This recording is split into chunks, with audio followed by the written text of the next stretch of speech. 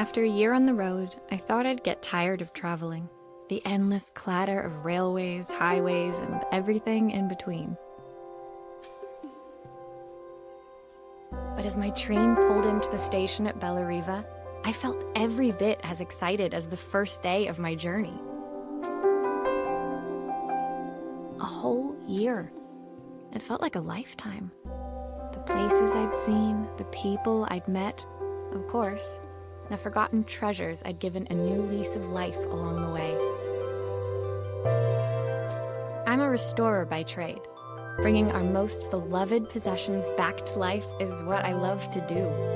I'd been traveling for months, working my way from one town to the next, fixing everything from family heirlooms to VCRs. Bellariva was my chance to take a break. Unfortunately, that would have to wait until after I'd unpacked.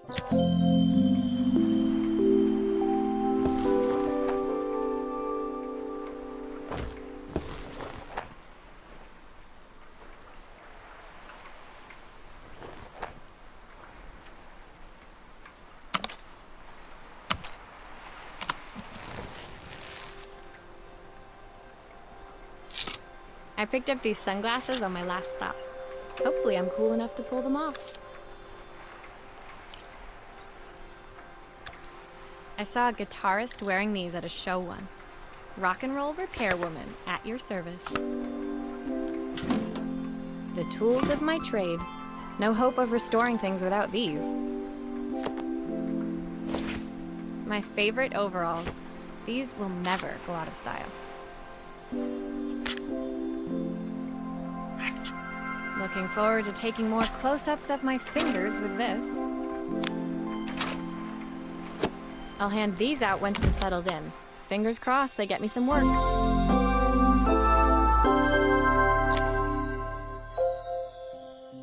Finally, I'd made it to Bellariva. I'd come for the food festival, taking place in a few days' time. After living off TV dinners and instant ramen for the last few months, I was craving a decent meal. Of course, I'd need to earn enough money to pay for it, so I figured I'd head out the next day and find some work. My parents never wanted me to go. They wanted me to stay in their shop and have a simple, stationary life. I knew there was a world out there, beyond the four walls of our antique store, that I had to be a part of. I daydreamed constantly about the weird and wonderful places each of our antiques came from. I loved figuring out their stories, revealing the memories hidden beneath the screws and wires. My story in Bellariva began with a little girl, and a voice she was longing to hear.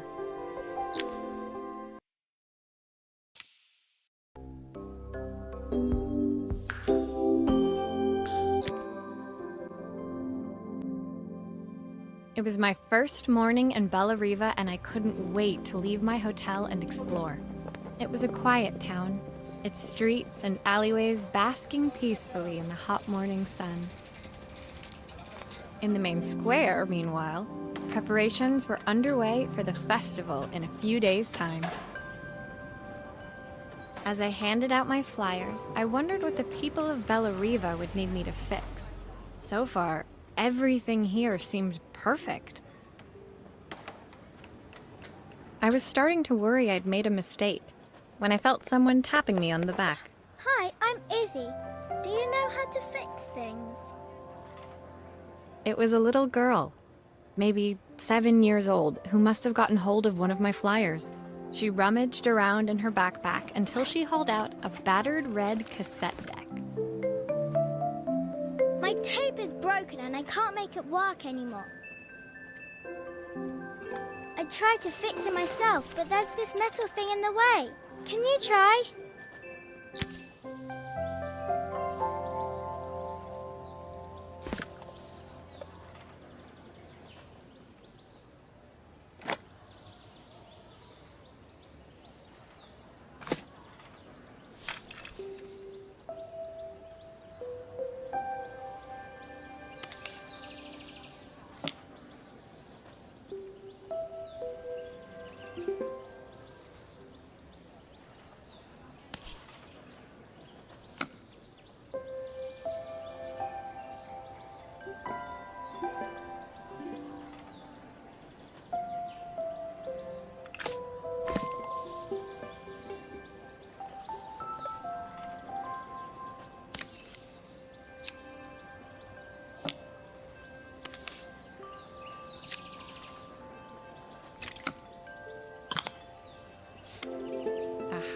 Those batteries look like they need replacing.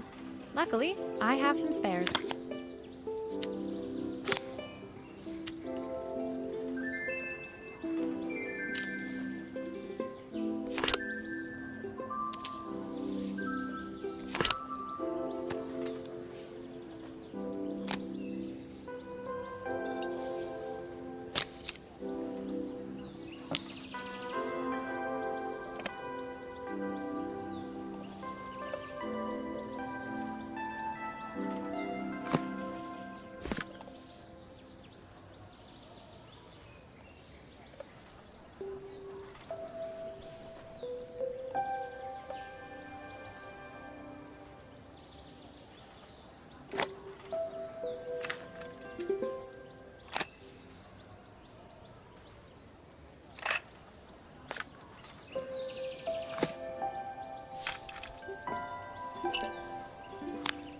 Why did you do that?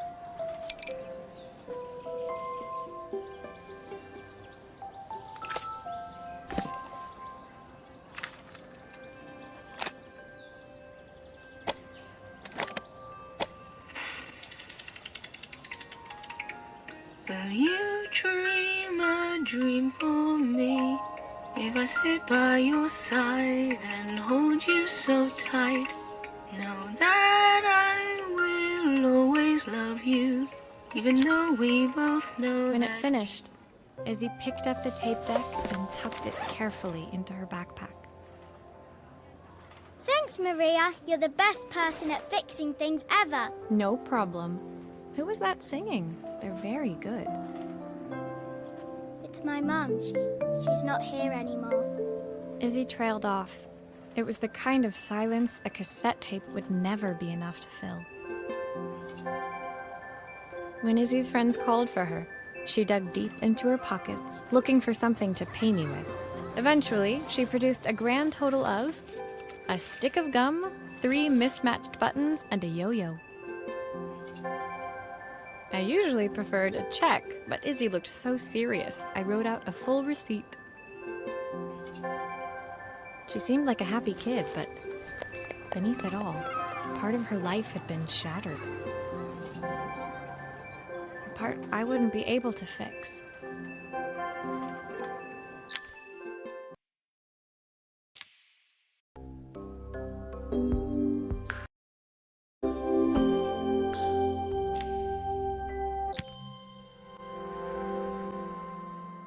My first repair complete, I spent the rest of the day doing small jobs in and around the square. I was exhausted when I got back to my hotel and found a message asking me to make one more visit. The address led me to a quaint little house, a stone's throw from the beach. Bathed in the evening light, it looked beautiful, in spite of its flaking paintwork and chipped tiles. The front door was opened by a harried-looking man, still dressed from a long day at the office. Are you Maria? My name's Joseph. I'm Isabel's father. I'm so sorry she bothered you this morning. Please, come in. I'd like to settle up properly. On the mantelpiece, I saw the remains of a broken statue. Without thinking, I picked up a fragment. Ah, my father's statue. What's left of it, at least. Yet another way I'd have disappointed him. It survived 100 years in this family. But 5 minutes with Isabel and... Do you think you can salvage it?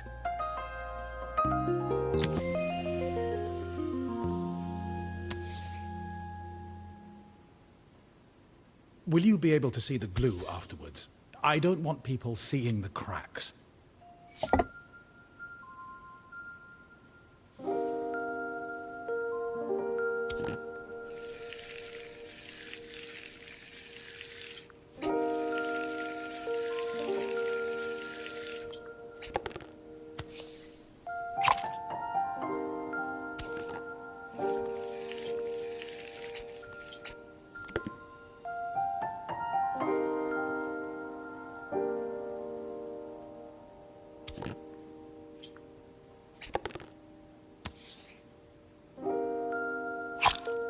Sometimes I think my daughter should come with a warning label.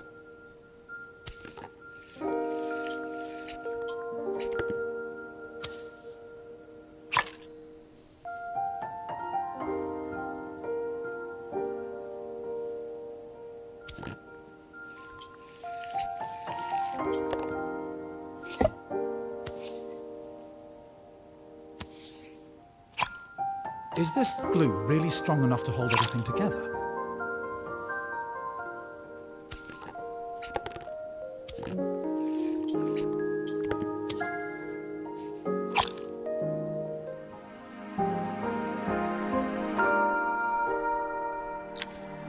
Thank you, Maria.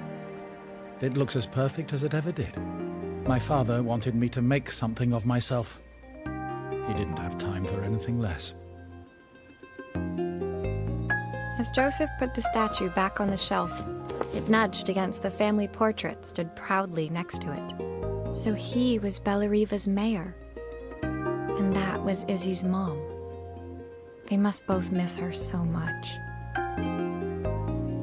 Sorry. I'm a little tired. I've been working late getting things sorted for the festival. There's only a few days to go. Looks like I'll be working late. Again. When I told my parents I wanted to leave, they always found an excuse to be busy, to avoid talking about it. I guess keeping themselves occupied was their way of pretending it wasn't happening. Joseph's work must have been taking up so much of his time. But maybe that was what he wanted. I just hoped he was finding enough time for Izzy, too.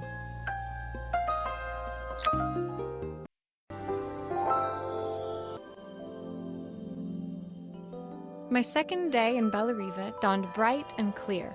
Another beautiful sunny morning.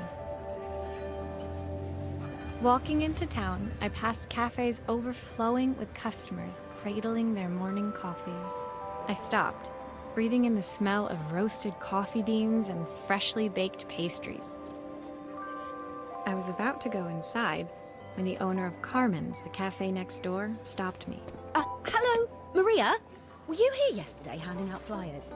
I have a job for you. Her place was petite, tucked between its competitors as if hoping they wouldn't notice. Judging by the empty tables inside, though, her potential customers hadn't noticed it either. It's a bit slow today, but we're just getting started. I'm sure it'll pick up soon. As Carmen chatted, she walked over to the counter and returned with an old rotary phone. At least I've got plenty of time to practice my recipe for the festival. It's a new special I've been working on. I was hoping to call my sister for some, seasoning tips, but it won't connect. Can you see if you can figure out what's wrong?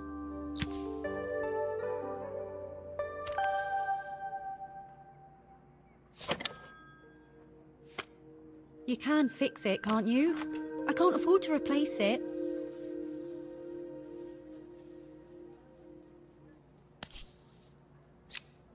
Obviously, we'd normally be much busier than this.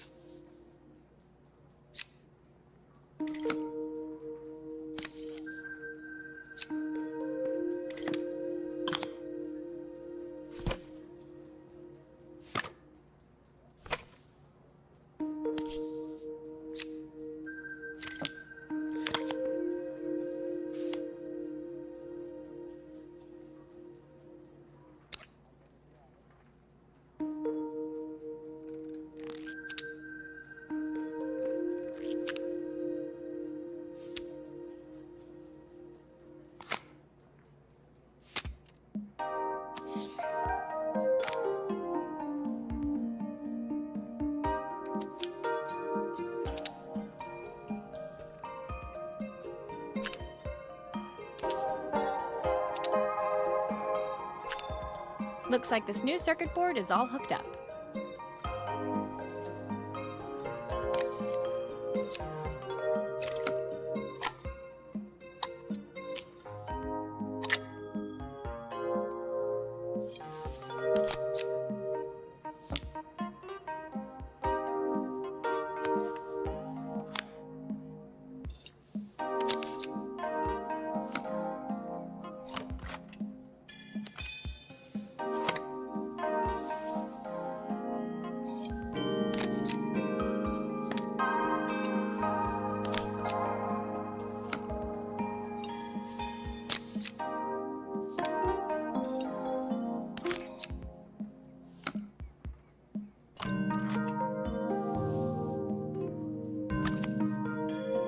like something is still missing.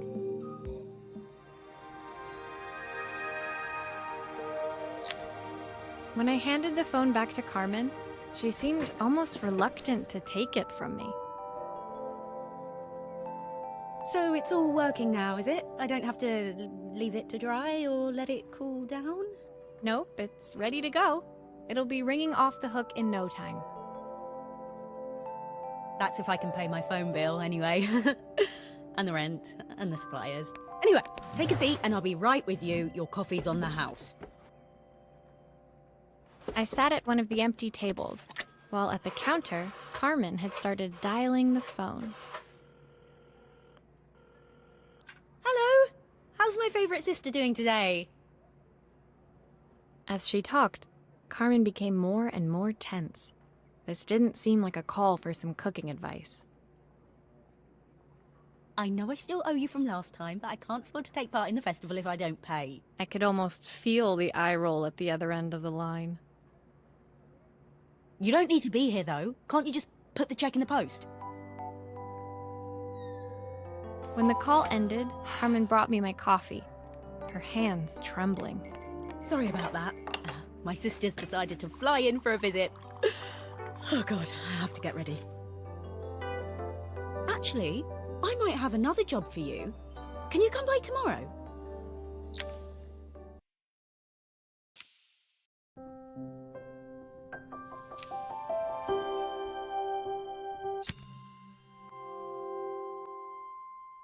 The next day, I'd promised Carmen I'd return to help her get the cafe ready for her sister's arrival.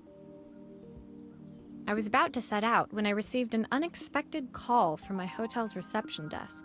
Apparently, another guest had asked for me by name. Curious, I took the creaking elevator up to the top floor and made my way to the room number they'd given. I knocked. Are you here about the camera? It's about time. The woman in front of me was immaculate. Not a hair out of place or a crease to be seen. My sister tells me you know how to fix things. I'd usually go to an expert, of course, but in this town... So this was Carmen's sister? The two of them couldn't have been more different. Inside her room, I saw a beautiful reflex camera, any professional photographer's dream. The viewfinder is completely dark. I can't see anything through it at all. I assume you can figure out what's wrong.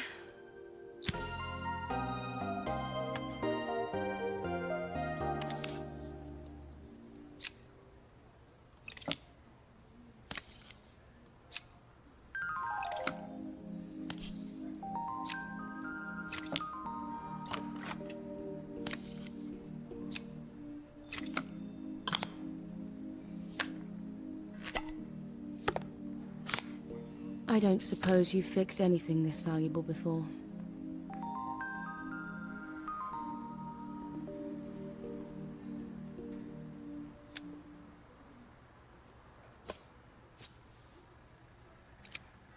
If I used the screwdriver, I could adjust the angle of the mirror.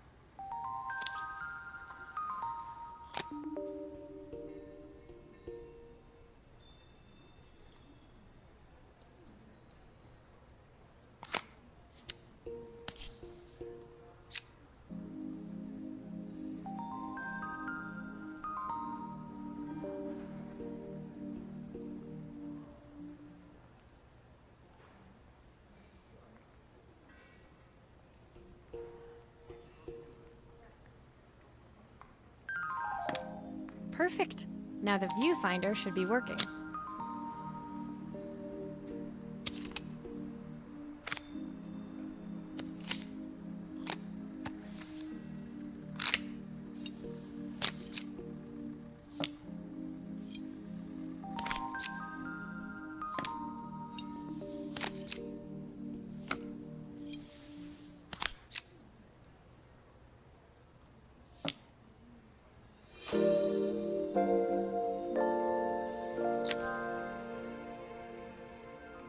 I felt a pang of envy as I handed the camera to Helena.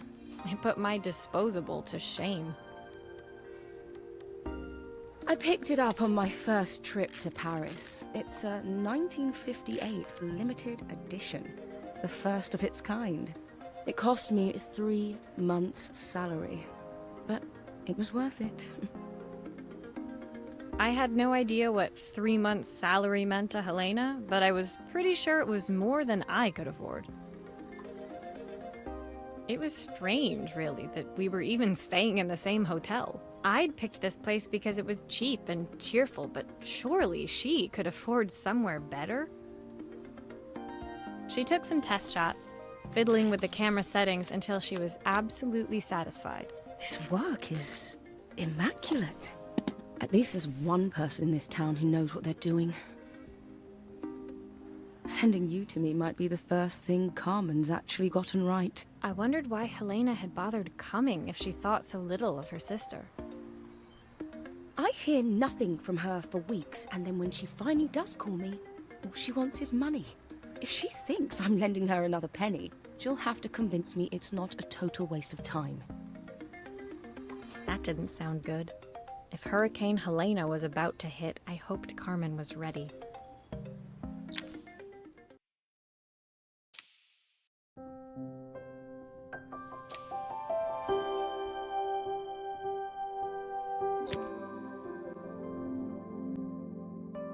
The sun was setting over Bellariva by the time I reached Carmen's cafe. From the outside, it looked as quiet as ever, but inside, I found Carmen cleaning like her life depended on it. Maria! Oh, don't mind all of this. If Helena finds one speck of dust in here, I'll never hear the end of it. Carmen seemed pleased to see me, but I sensed the fidgeting tension beneath each sweep of her mop. Trying to live up to the standards of someone like Helena seemed like an impossible task. I hope you didn't mind fixing the camera for her. She was furious when it broke. I really need this to go well. If she doesn't lend me the money, I don't know how long I can keep this place going. Carmen led me to a back room, where she'd laid out the components of what looked like a neon sign. I had this made when I first opened the cafe, but I'm hopeless with electronics. So there was supposed to be a sign outside. This might explain the lack of customers. I'd like to put it up before Helena gets here. Can you give it a try?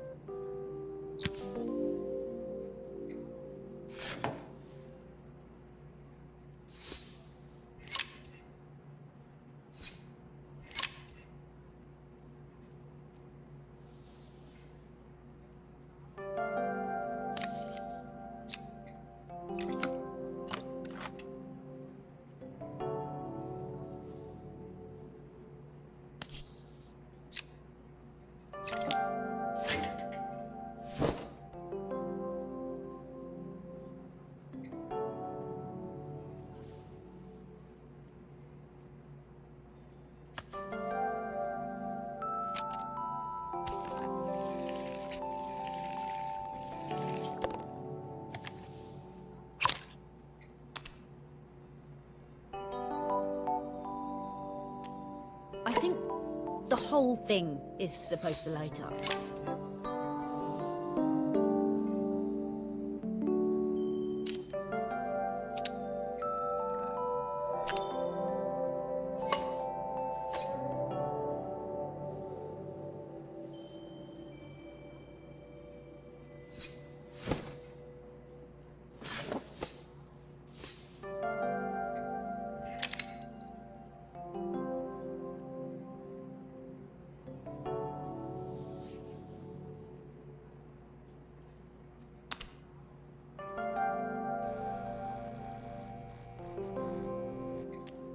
I don't know, it's a bit, flat.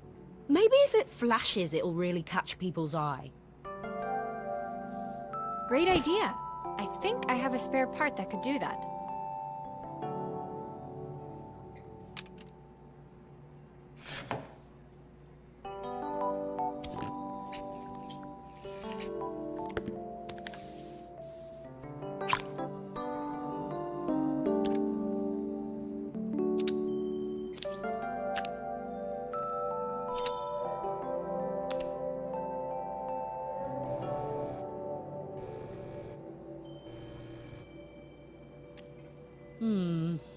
still need something else. Maybe we can add one of these.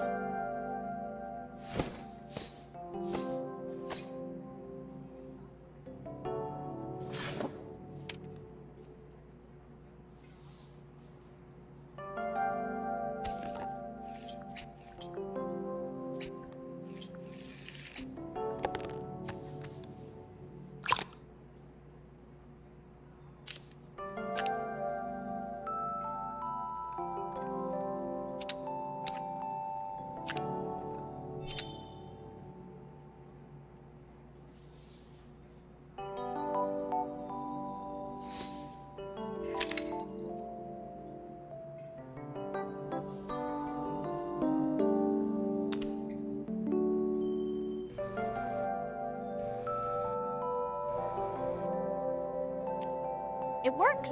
I'll screw everything together again and you'll be set.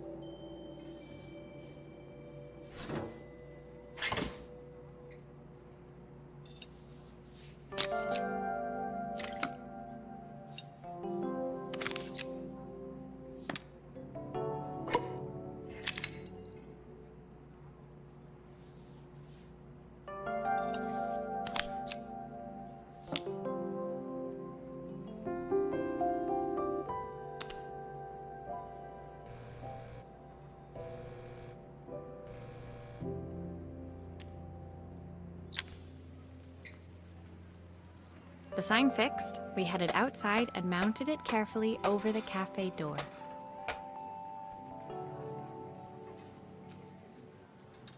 Oh, that's perfect, Maria. It looks just how I imagined it. When I had this sign made, it all seemed so simple. Oh, I can't believe I might have to give it all up. I hope I've done enough.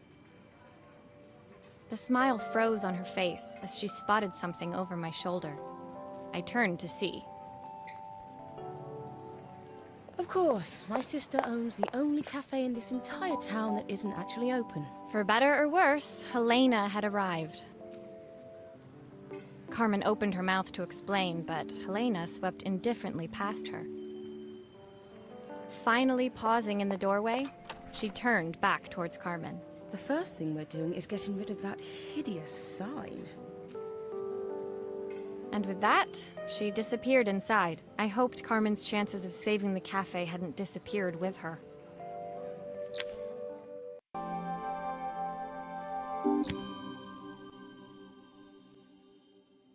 It was the day before the festival, and the whole town was busy getting ready.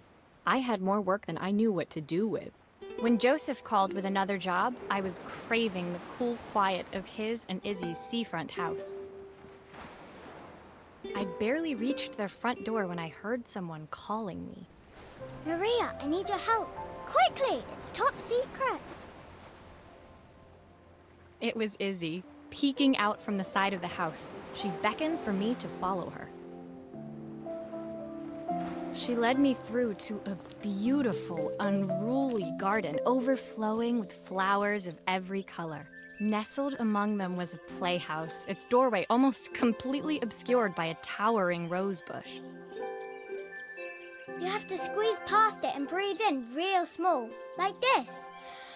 Izzy took in a big gulp of air and crawled through the gap and into the playhouse. I hadn't planned on crawling in the dirt today, but the life of a repairwoman never did run smooth. On the table inside, there was an electronic toy. Not exactly the usual stock in my parents' antique shop. I had an accident. I didn't do it on purpose or anything, but it won't turn on anymore. Can you fix it for me?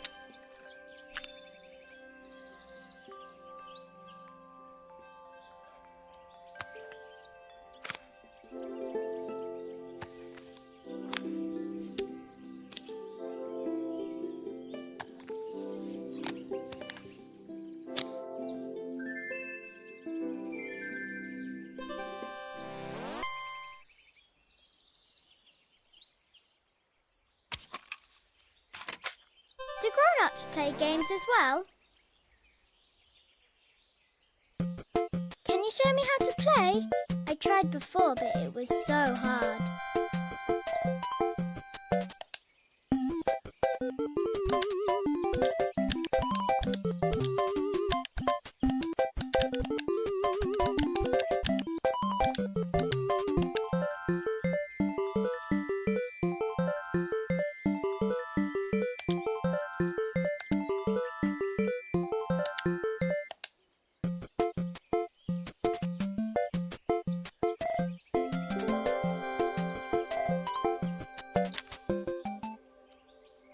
Her toy fixed, I watched Izzy retreat into its screen, taking refuge in a 3-inch world of her own.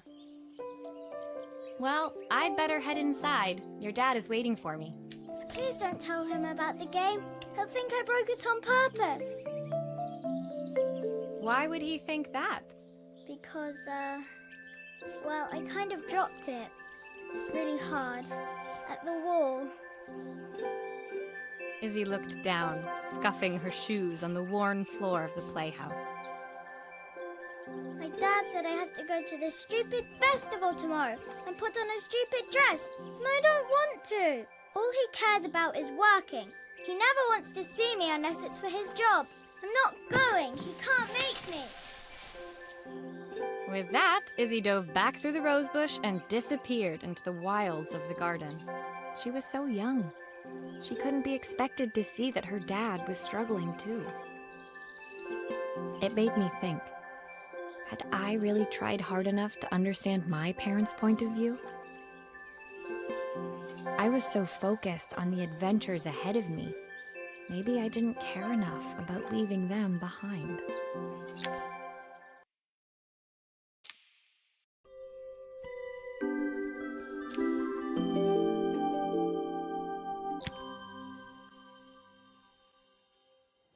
Leaving Izzy hiding in the garden, I walked around to the front of the house and rang the doorbell. It was only then I noticed my favorite overalls covered in grass stains. I scrubbed desperately, but it was too late.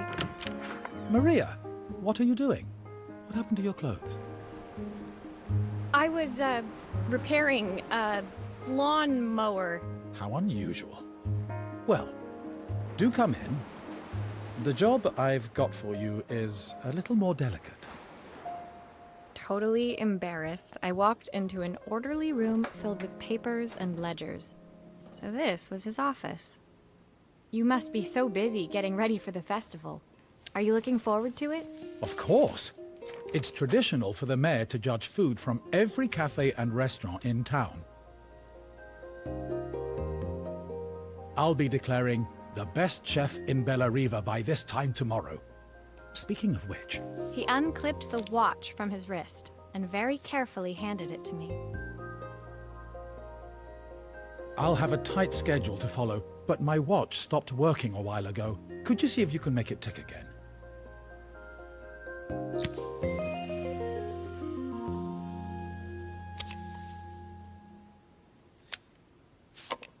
Are you sure it will all fit back together?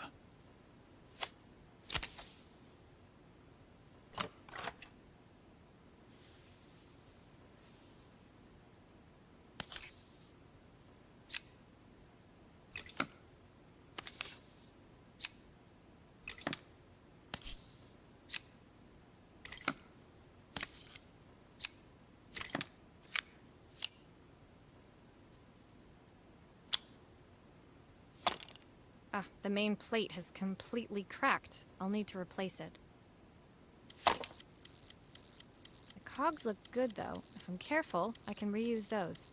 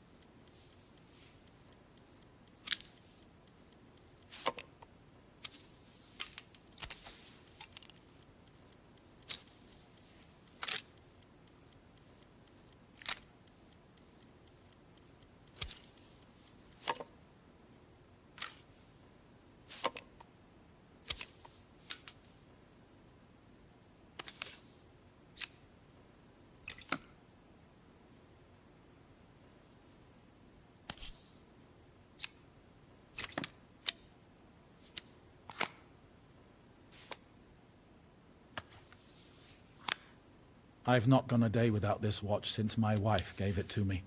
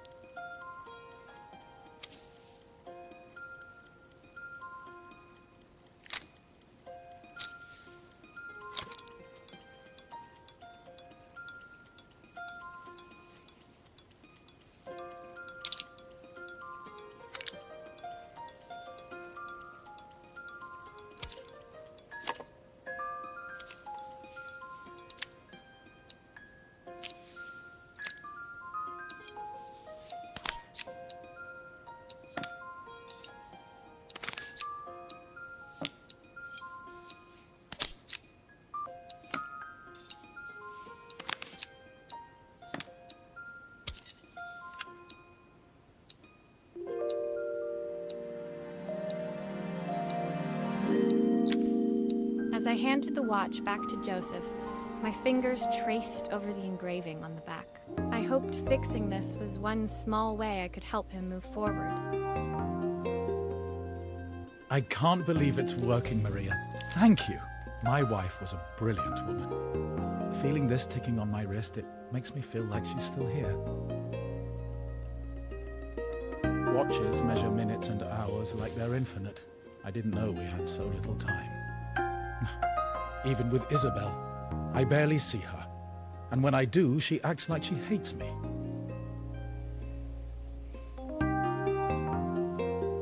Just then, the phone rang. Even when he was at home, his work was never done. Sorry, Maria. I have to take this.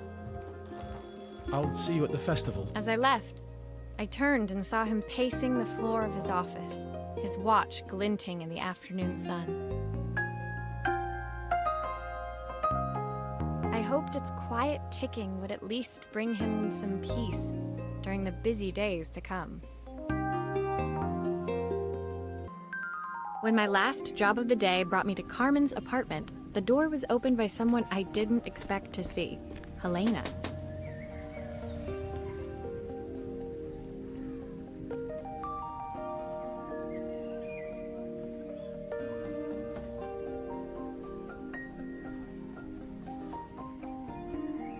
Sorry for inflicting this mess on you.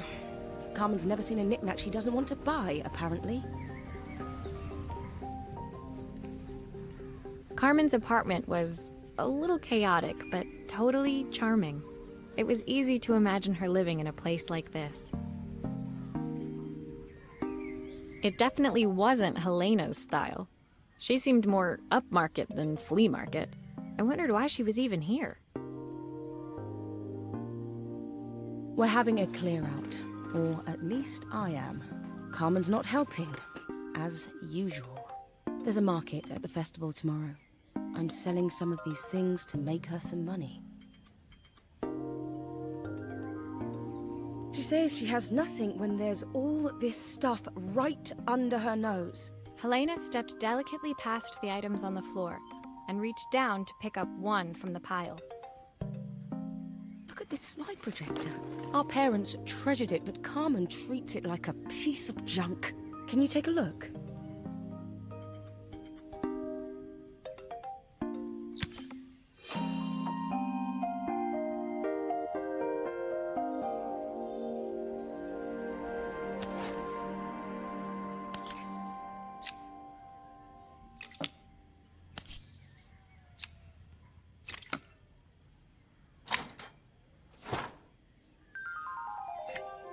That light bulb is completely smashed.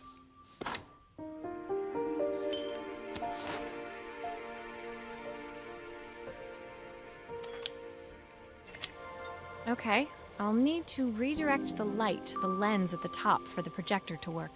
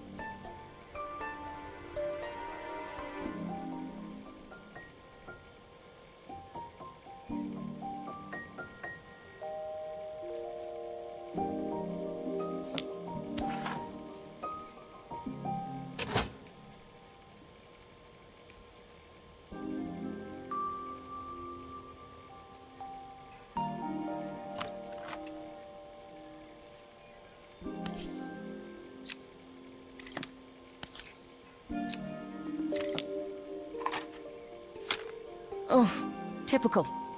Carmen's even managed to get a slide stuck in here.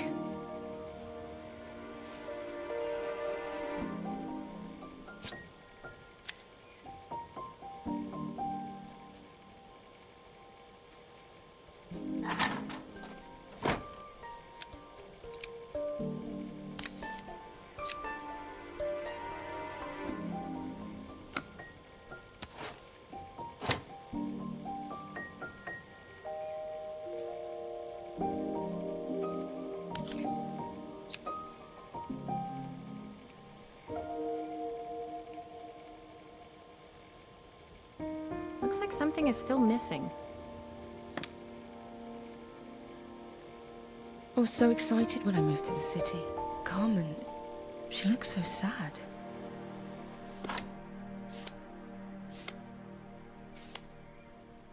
Here's the clicker you'll need to attach. God knows how Carmen broke that as well.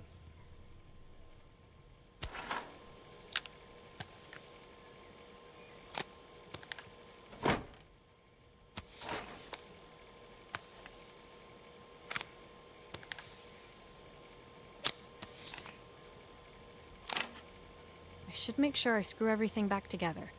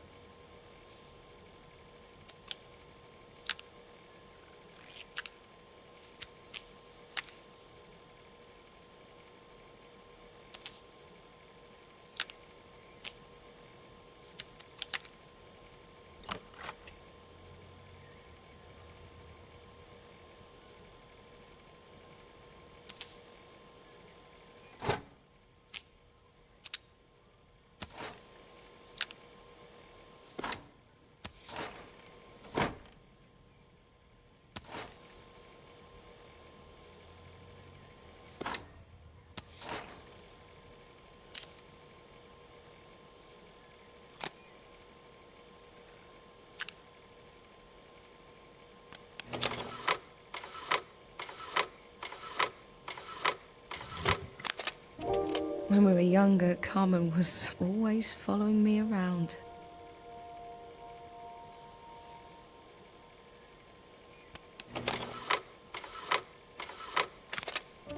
I suppose she looked up to me. A cool older sister.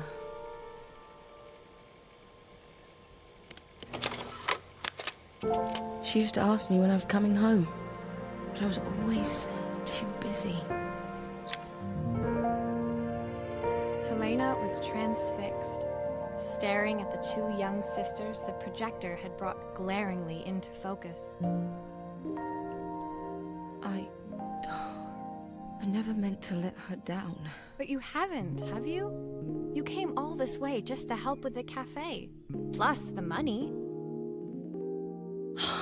That's the problem. There is no money. I lost my job a few months ago. My savings are almost gone. I have nothing. Carmen thinks I'll throw my checkbook at her bad decisions and make them okay. But I can't. Not this time. You know, the funny thing is, I came here wanting to tell her the truth. But she's so infuriating. How can I ask her for help when all she cares about is herself? Helena fell silent, shrinking under the gaze of her younger self, projected onto the wall. We drifted so far apart when I moved away. It felt like the only thing keeping us together was my bank balance.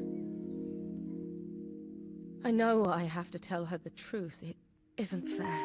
But I already lost everything else. What if I lose her too?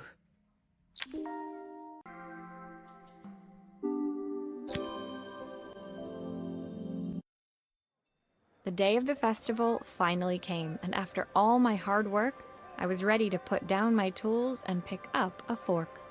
The smell as I entered the main square was incredible. Each stall was selling food even more delicious than the last. The competition would start any minute. Most stall holders were waiting anxiously for the mayor to pay them a visit.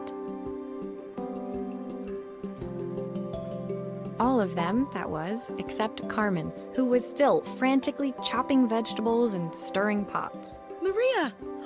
Thank God you're here. Can I ask you the world's biggest favor? Helena was supposed to help me run the stall today, but she never turned up. Probably too ashamed to show her face. I can't believe she lied to me. Carmen was stirring so furiously, she was in danger of tipping the pot over altogether. The mayor will be here any minute for the judging, but I'm almost out of my special. She wasn't really going to ask me, was she? Not on my day off. I have a stove ready to build and everything. Can you set it up and make me a spare batch?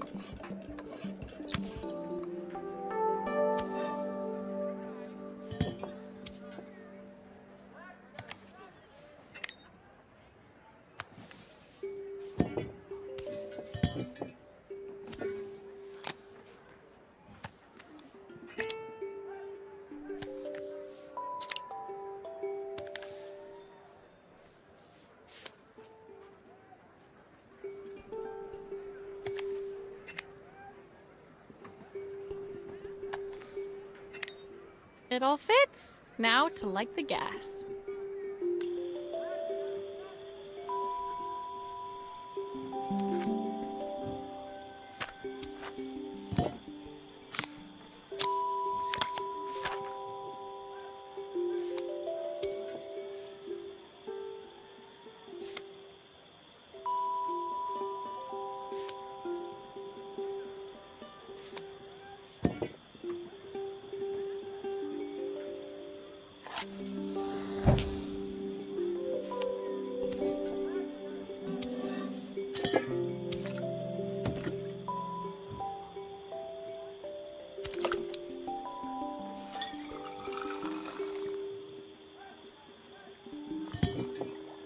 I think that pot is really boiling now. Smells great if I say so myself.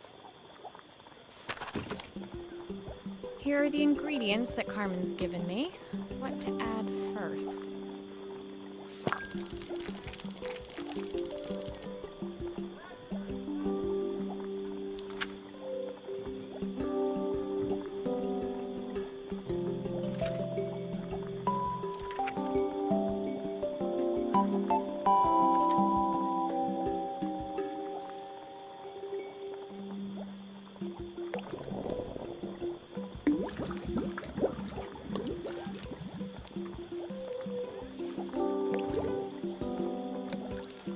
Looks good. I'll scoop a spoonful when I'm ready to serve.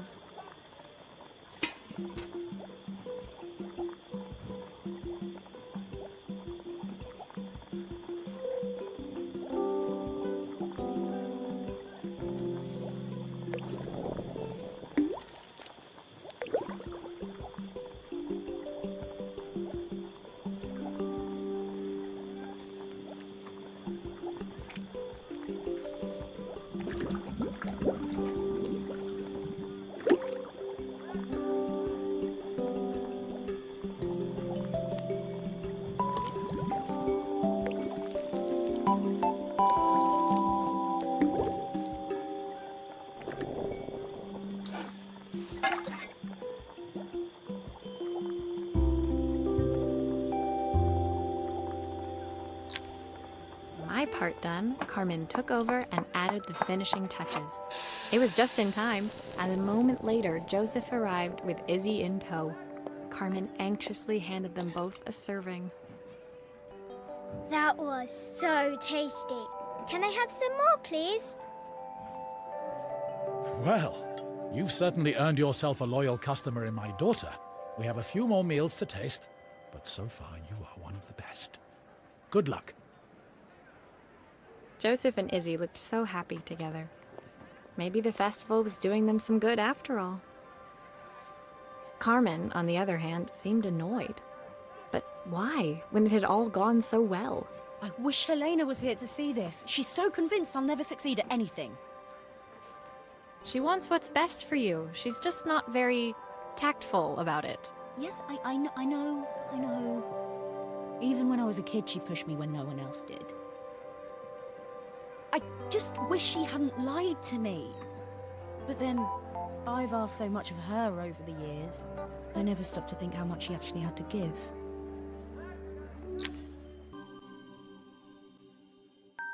The festival finished, I only had one day left before I had to catch my train and leave Bellariva behind. I couldn't go without saying goodbye to Carmen. So, that evening, I made my way to the cafe. It was unrecognizable. She'd done it. Best food in Bellariva. Half the town was outside waiting to see what the fuss was about. Maria! Maria! My favorite sous chef. Come on through. It was Carmen, acting every inch the successful cafe owner she deserved to be. Even Helena was there, serving the coffees. This was the last place I expected to see her after yesterday's drama. Carmen led me through to a balcony upstairs, where she brought out an old record player. I found out where Helena was on the day of the festival. She was selling her camera to clear the cafe's debts. But then she didn't have much left for herself. So, I've asked her to come and stay with me for a while. We have a lot of catching up to do. I wanted to give her this, to cheer her up. We listened to it all the time when we were kids. Do you think it has one last tune in it?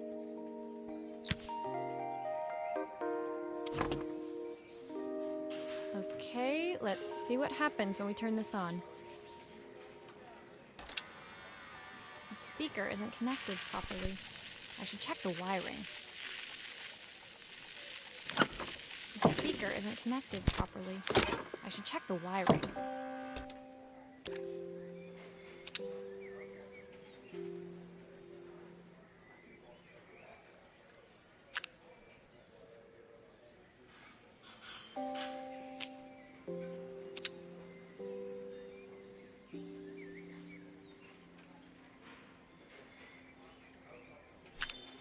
That's the speed dial connected. Now we should be able to change it.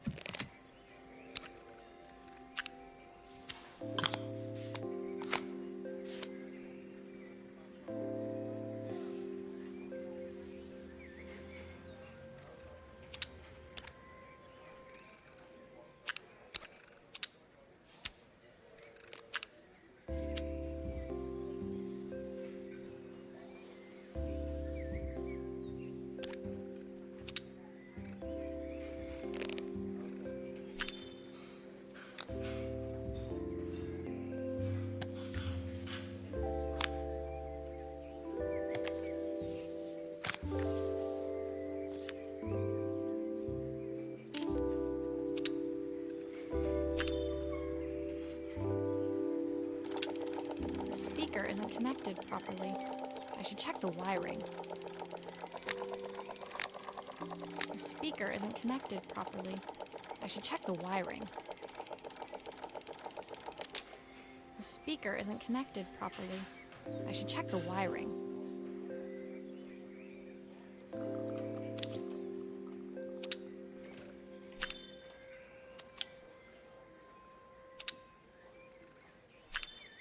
I think that should do it.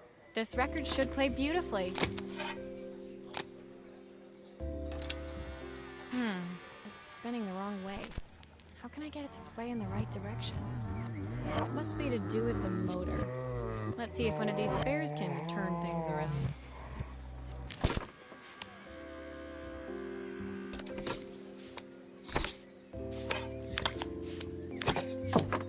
Here's the problem. This wiring isn't connected properly.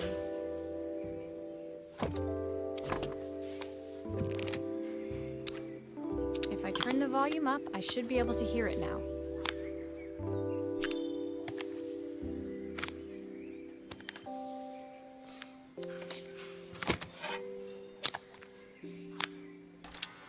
This motor doesn't seem to work.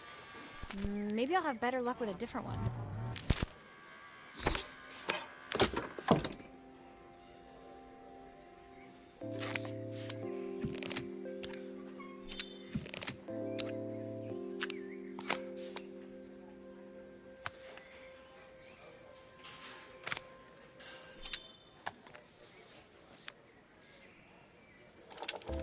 Well, it's playing in the right direction. I should check it's turning at the correct speed.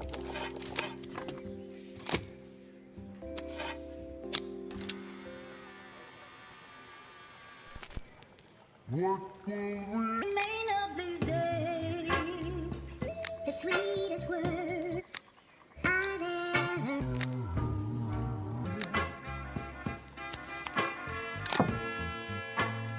What will remain of the smiles, the ones that stole? The record player's crackling tune must have caught Helena's ear, as she appeared a few moments later. Is that my old record player? I can't believe you've kept it all these years, Carmen. Leaning over the music, they looked just like the young sisters the slide projector had preserved all these years, inseparable once again. Carmen told me about your camera. That was a really generous thing to do. I loved that camera, but I love my sister more. Now it's her time to be the person she wants to be. I'm going to stay here with her for a while. Make up for lost time. Carmen and Helena's relationship wasn't suddenly going to be perfect, but they were both prepared to try. And to think, it had all started because of a call Carmen made about some seasoning tips. I guess in the end, maybe it wasn't so hard to just pick up the phone and dial. I hadn't spoken to my own parents in a year. I wanted to hear their voices more than anything. But the silence between us was so cavernous. I didn't know how I'd ever find the words to bridge it.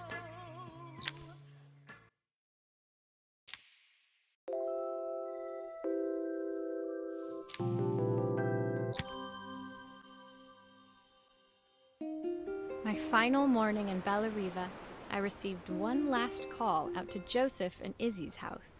I knew I had to pack, but I figured I could squeeze in one final job before I had to leave. When I arrived, I found Joseph tidying up his wilderness of a garden. The playhouse was already cleared.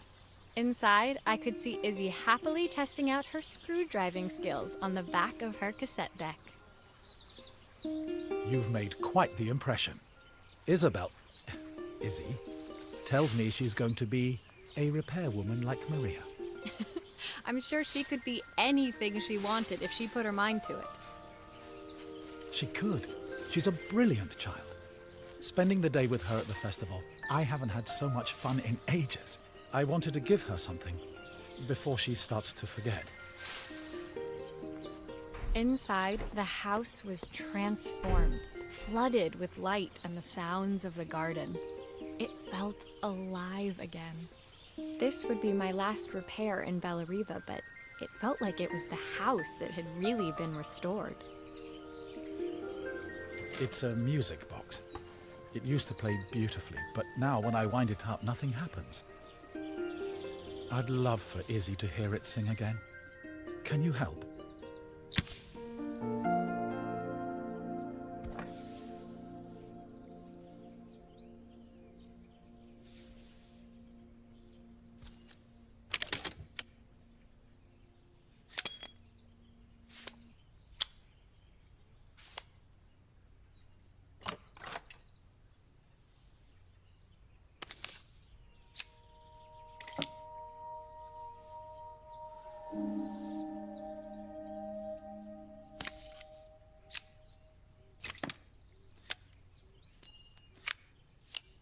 Maria, could you add this family picture of us?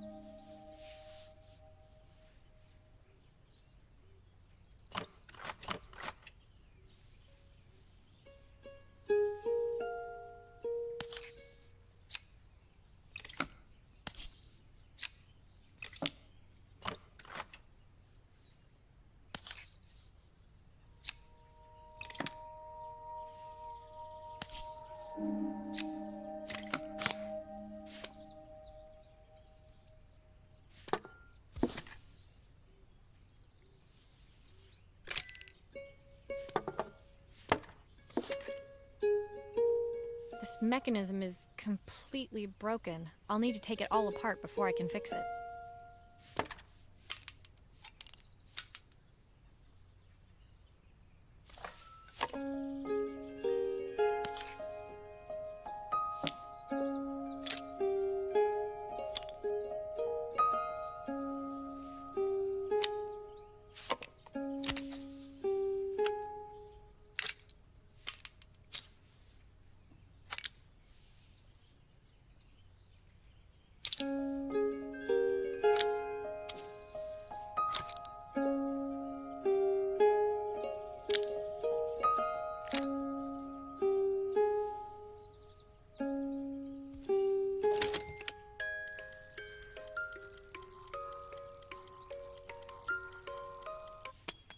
Perfect. The mechanism is good as new.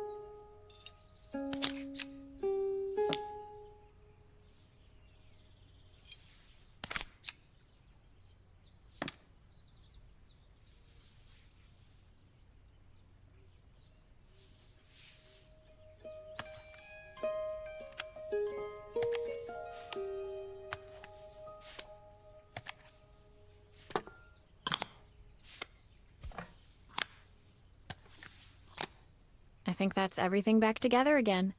I should play it to make sure.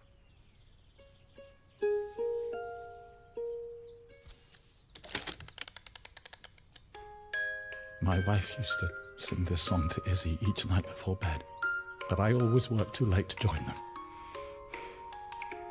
Will you dream a dream for me if I sit by your side and hold you so tight? I've missed so much already. I want to be the father my wife wanted me to be. I've ended up so much like my own father, working all the time. Izzy needs me more than that, especially now it's just the two of us. My daughter comes first.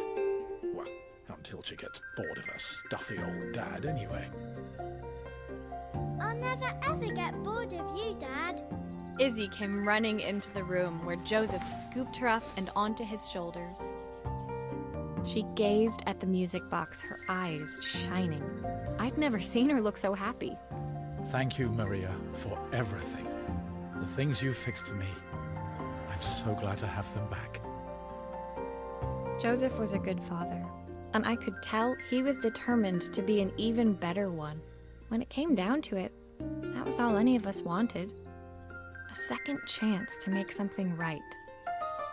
My time in Bellariva was almost over, but before I left, I knew there was something of my own I needed to fix. My time in Bellariva was almost at an end. Another chapter finished in a story whose ending I hadn't felt ready to write. The people I'd met, the items I'd restored, they'd taught me so much about what was really important. Pulling out my suitcase from beneath the bed, I remembered the day I stole it from my parents' shop, the day I left.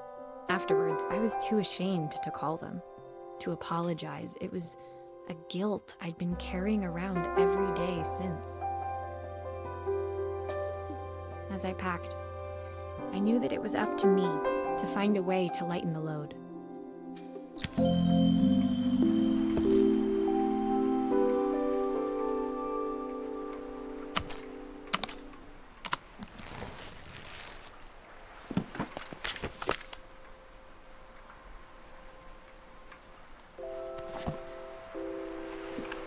Joseph's idea of light reading for the train. It does look thorough. Helena gave me these designer shirts. Not sure I'll pull them off as well as she does. My train ticket. Can't believe it's time to leave Bellariva behind. Izzy gave me this in exchange for my repair manual. She'll be a pro in no time. My parents would love Bellariva. Maybe I can convince them to make the trip. The recipe for Carmen's special. I'm under strict instructions to guard it with my life. The soundtrack to my travels. I'll be listening to this on the journey.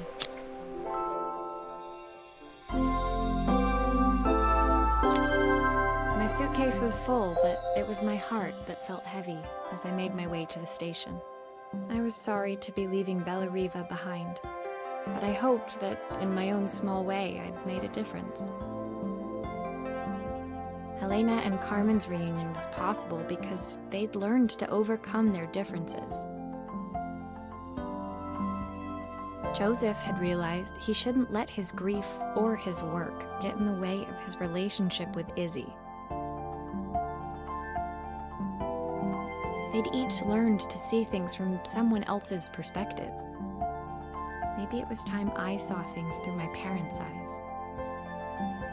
I knew it would be easier to jump on the next train, put even more distance between us, but I finally felt ready to talk to them. I just didn't know did I even remember their number? I wasn't sure until I reached for the phone and it all came flooding back.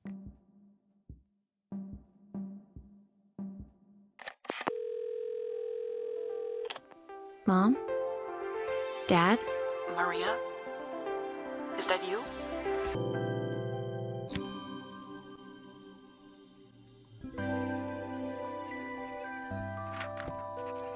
Dear Maria, Carmen here. Sorry I haven't written. The cafe's been absolutely manic since you left.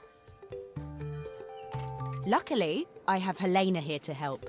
You wouldn't recognize her. She's like a new woman. She's always running around, taking orders and making drinks. I even heard her compliment a customer on their outfit. Personally, I draw the line at fluorescent green bowling shirts, but each to their own. It certainly made the customer smile. She misses the city, though. Bellariva's many things, but it's definitely not as chic as she'd like. She said there was a coffee shop near her old apartment where they made coffee with a shape drawn on top. It got me thinking, I'm an award-winning chef. I can figure out how to put a leaf on a cappuccino.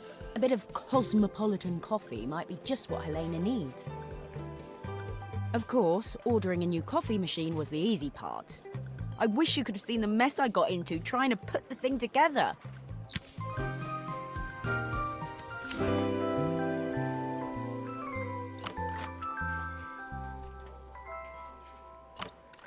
I saw Maria use her screwdriver a million times. Taking this apart will be easy.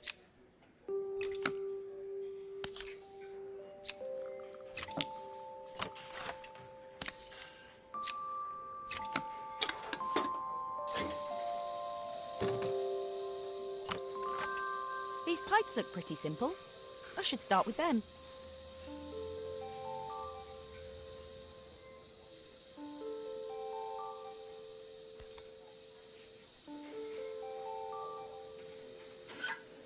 How can there be so much steam? Ugh, I'm getting soaked.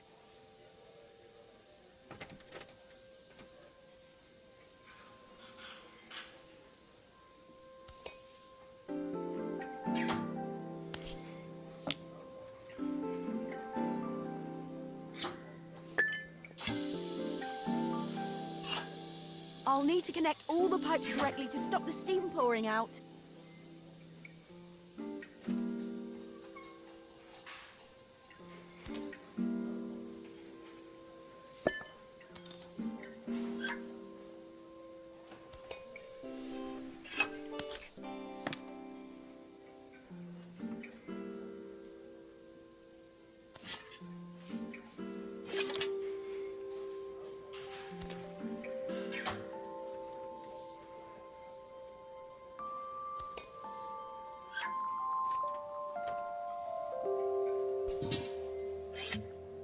Finally, no more steam.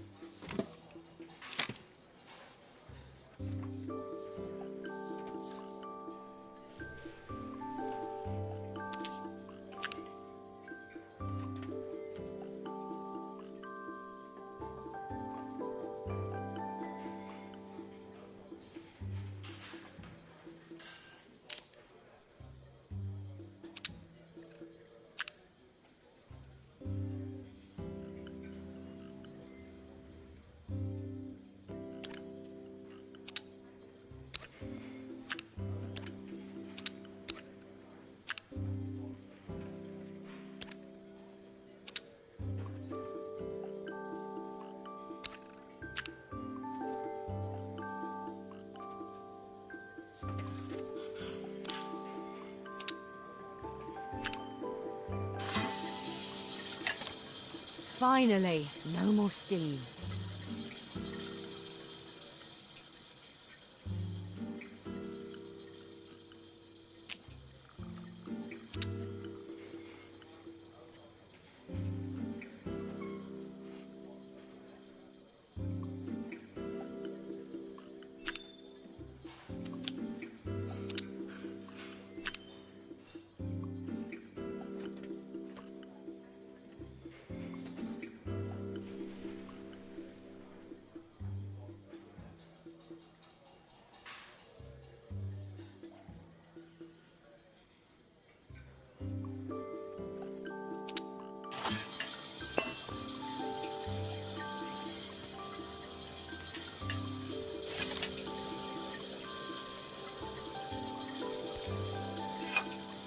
Finally, no more steam.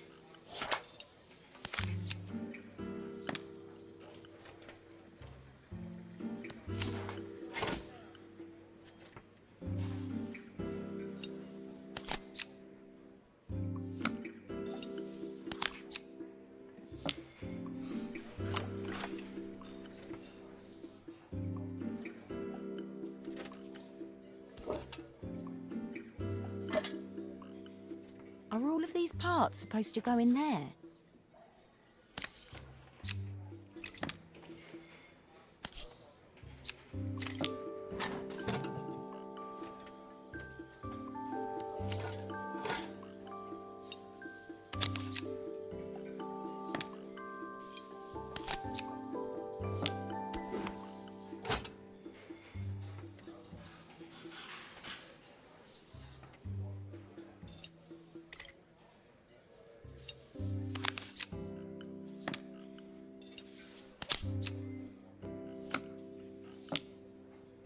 I think that's everything. Better test the buttons, just to make sure.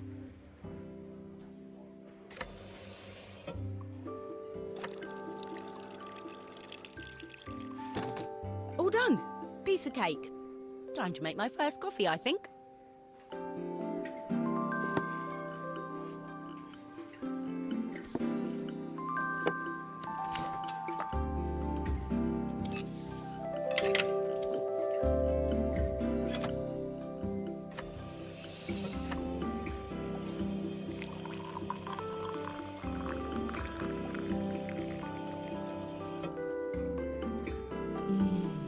smells delicious. Now to make it look magical.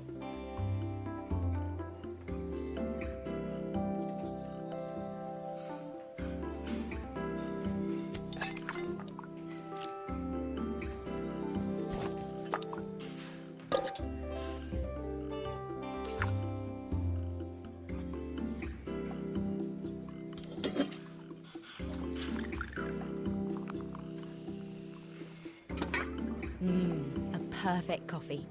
All it needs is a saucer and a couple of Helena's favourite biscuits.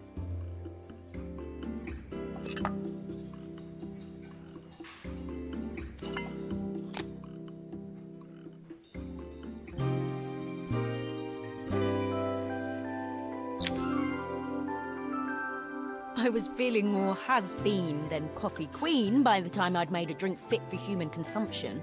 It looked a bit, postmodern, but knowing Helena's refined tastes, I hope she'd think it was intentional. Always the connoisseur, she didn't even bother to look at it at first. She was so busy wafting it under her nose. Steamed up her glasses, of course. How was she going to see my work of art through an eye full of fog? When she finally spotted it, though, she was totally impressed. I'll admit, she spent several minutes trying to figure out exactly what it was I'd drawn. She decided it was probably a horse. Well, what she doesn't know won't hurt her. She was impressed enough to ask for another one. I guess I'll need to get some practice in. The whole thing was such hard work, Maria. I never realised how difficult it was, all that mechanical stuff. It made me realise how much I have to thank you for, so I wanted to say that now. Better latte than never. Hoping you're well. Your friend.